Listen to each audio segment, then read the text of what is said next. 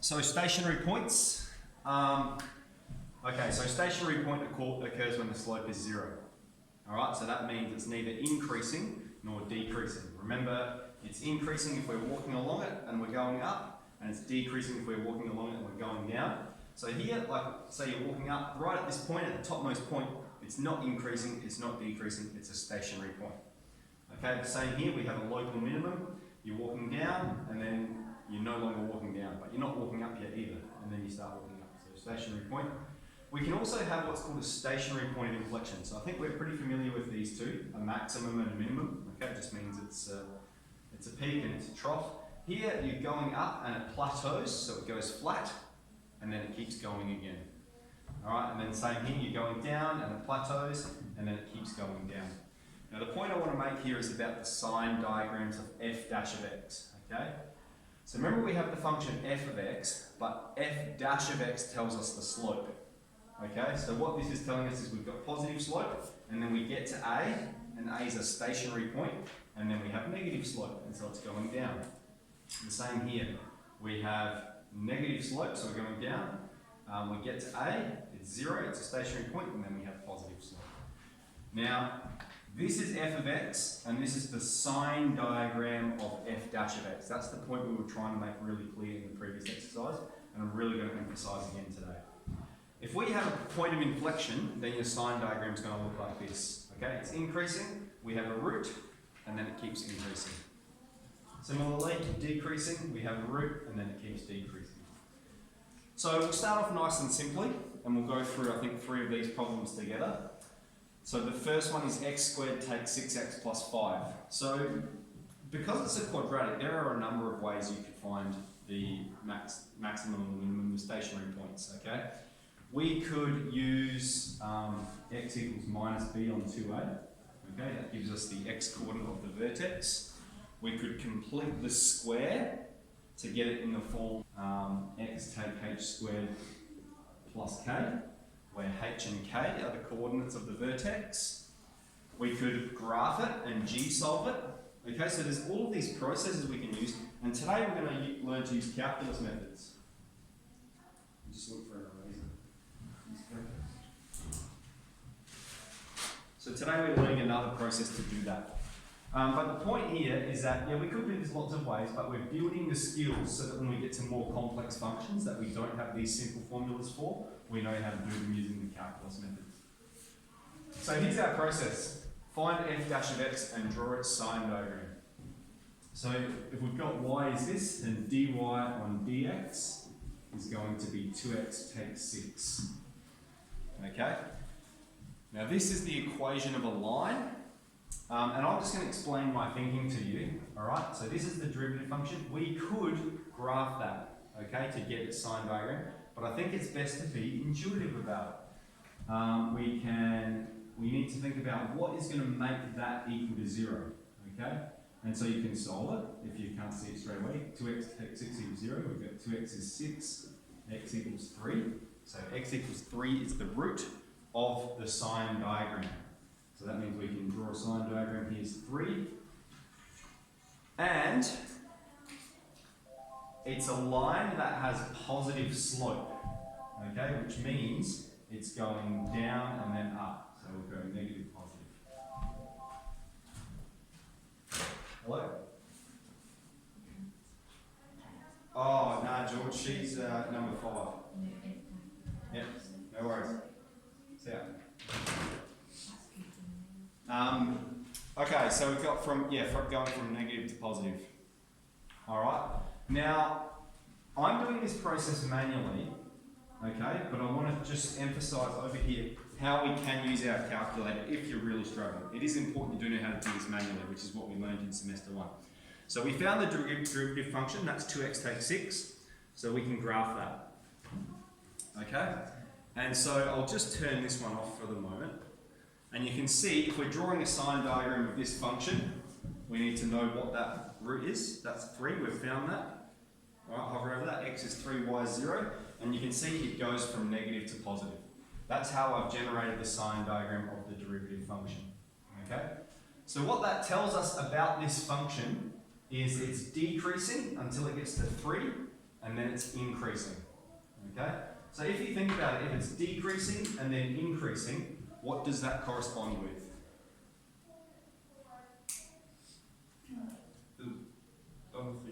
The other equation. A minimum point? Yeah. Yeah, because it's decreasing and then increasing. Look, and our sine diagram mirrors this exactly. We have negative and then positive. Okay?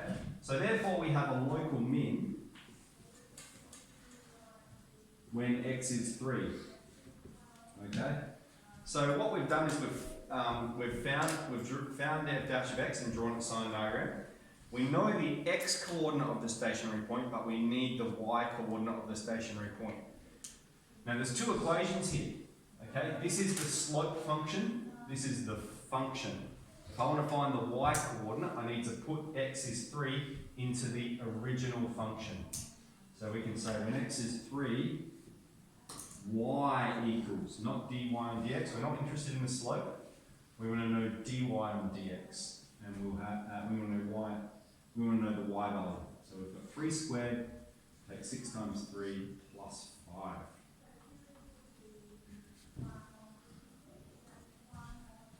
So therefore local min at x is 3 and y is minus 4.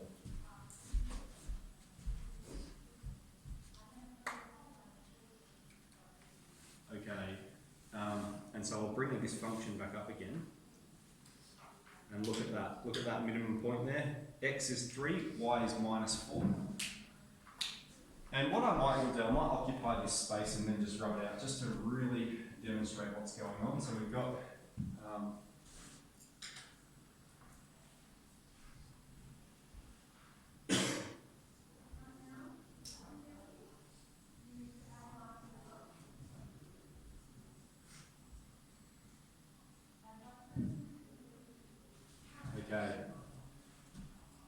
so what we have here is a quadratic, isn't it? It's a quadratic because the leading variable is x squared. And what we have here is the equation of a line, okay, because again the leading variable is x, or 2x. And we can see, if we're talking about the quadratic, we want to know the coordinates of any stationary points. Now we don't even have to know what the graph looks like. I did all of this without the graph, okay, using calculus methods. But we can, I just want to point out what's happening on the graph. We can see we're walking down, we have a local minimum. We're walking up, and so we're walking down and up, that's where our minimum is. What does that correspond with on f dash of x though? This is where we get the sine diagram that we've drawn from. Here's 3, it's negative, and then it's positive. Remember, this is the slope function. This tells us about the slope of f of x. So it tells us we have negative slope because it's below the x-axis. That's what the sine diagram tells us. We've got negative slope until we get to 3, and then we've got positive slope. So local minimum at 3. Okay, just wanted to emphasise that. Of course, one other thing I didn't mention right at the start, when we're talking about quadratics, okay, we've got a is greater than 0, okay, which means it's opening upwards, which means it's going to have a local minimum. So we can already identify all these characteristics right from the start. So I'll give you a minute if you want to write that down, or has everyone got that and I can rub it out? I'll just take that over. Yep. And move on to x to the power of 3.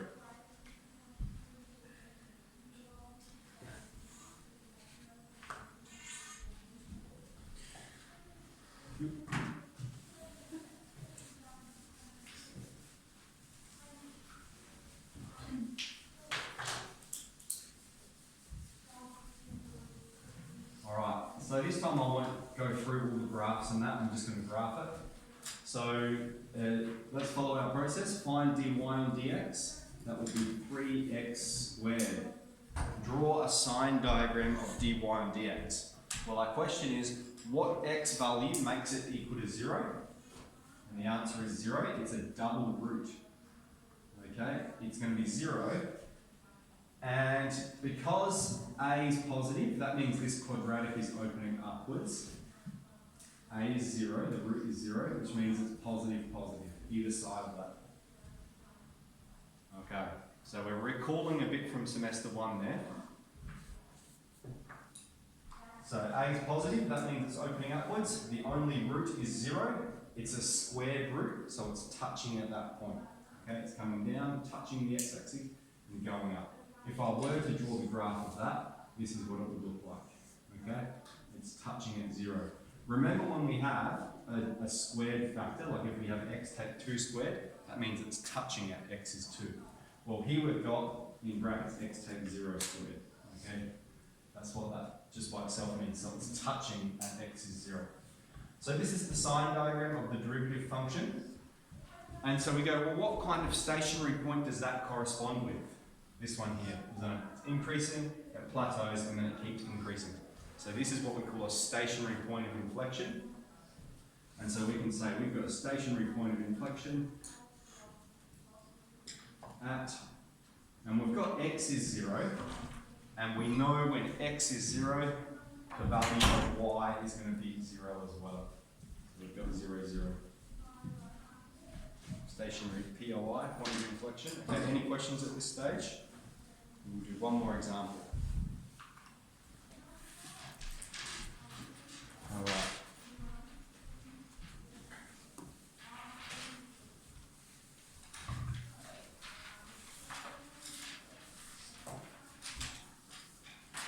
So we've got x to the 3, take 3x squared, take 2, I think. Yes. Okay. So we'll just follow that same process. Find dy on dx. That's going to be 3x squared, take 6x. And draw the sine diagram of dy on dx. Well, first we need to find those roots, so let's factorise this. And we'll get x is 0 or x is 2. So here's the sine diagram of dy on dx.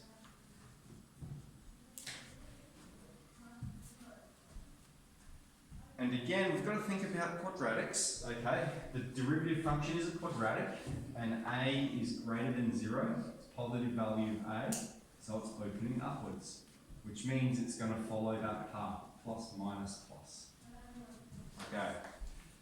Now, if those skills are a bit hazy, you can use your calculator to support you. So the way you would do that is, in here, you would graph the derivative function. That is 3x squared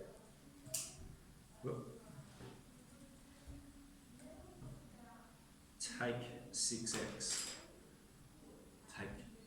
That's all. 3x squared take 6x. Alright, and what you'll see is we have a root at 0, and we have a root at 2, and it's positive, negative, positive. Exactly what my sine diagram says here. Okay? If you can do it manually, please do. If you're finding it challenging, use your calculator to support you.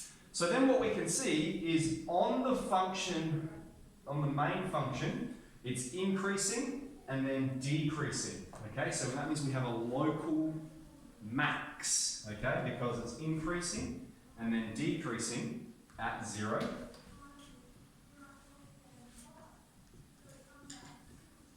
X is 0. And then we can see it's decreasing and then increasing at x is 2. So that means we have a local min at 2. It's going down and then coming up. Okay, so all I'm doing, I'm looking at the sine diagram of the derivative function, and I'm saying what kind of stationary point does it correspond to? Increasing then decreasing, local max. Okay, that's easy. We're going up and then coming down. That's going to be reaching a maximum point. Or if you're going down and then coming up, you've got a minimum point. So we have a local min at 2, and that means we just need to find the corresponding y values. When x is 0, y is going to be minus 2. And when x is 2, I'll need to do a bit of work here.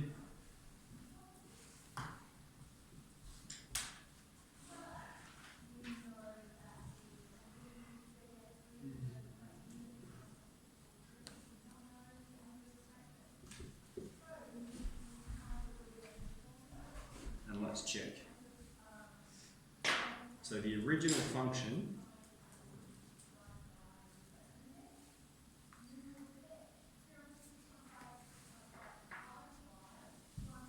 okay, so we're checking on our graph. Look, here's the original function. We've got a local max at x is 0, and y is minus 2, local max there. And then we have a local min at x is 2 and y is minus 6. Alright? Now there might be one more connection I want to point out here.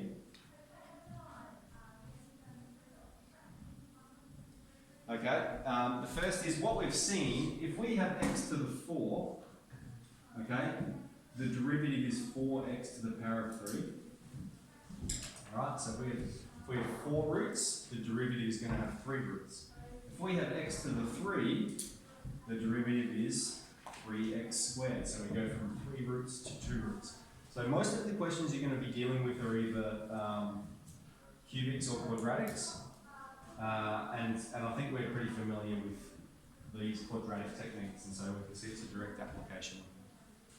Alright, enough of me talking. I think perhaps later in the lesson I might start to talk about some square root and some radical functions to talk about them again and remind you of them. But see how we go with the start of it. So that's 15D.